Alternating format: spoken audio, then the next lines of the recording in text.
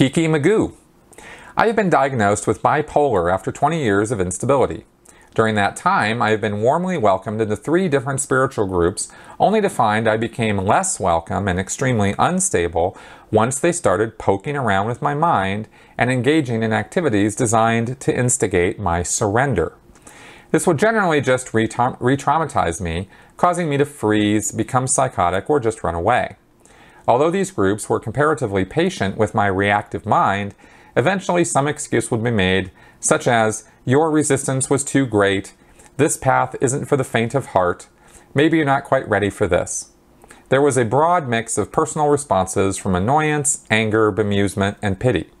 But ultimately, nobody ever said, "We aren't what you need," nor does anyone senior ever apologize. That was unthinkable. How would Scientology respond to this situation? I.e., everything they do seems to make it worse rather than better. Do they sweep it under the carpet? How about in the Sea Org? Would they be quietly routed out? How would a family of Scientologists cope if one of theirs was losing their mind? Well, Kiki, I'm really sorry to hear about those experiences for you. That really sucks. And a lot of what I said in my last answer applies here as well, as far as the operating basis of Scientology, and of course that includes the Sea Org, that they get very touchy around things that they don't understand or that they can't deal with.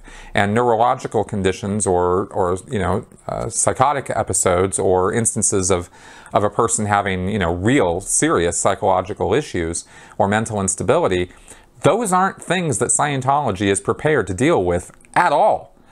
The best thing they've got for that is silence and isolation and, the Lisa McPherson remedy, right, which is called the introspection rundown, which killed her and has resulted in really bad instances of things happening to people in other places where the introspection rundown has been done.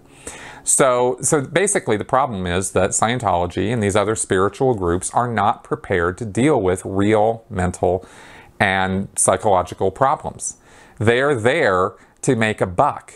They're there to deal with people who easily respond to their methods. And that is why, fairly quickly they should have, they have some kind of a filtering process usually where they just kind of go, yeah, no, not really for you. But cultic groups now, in terms of, the point of your question about apologizing to you or acknowledging that they made an error in some fashion, that's not a characteristic of a cultic group. A cultic group's, one of their defining characteristics is that they're never wrong. Anything that goes wrong, that was on you. It was your fault. And in Scientology specifically, if Scientology doesn't work on you, Hubbard said the only reason for that is because you're a criminal. You're doing bad things and withholding them and not being upfront and honest and open with them. That is the black and white thinking of Scientology when it comes to whether Scientology is going to work on you or not. Either 1, it wasn't done right, or 2, there's something wrong with you and you aren't being upfront and open and honest with us, and that's why it's not working, you see.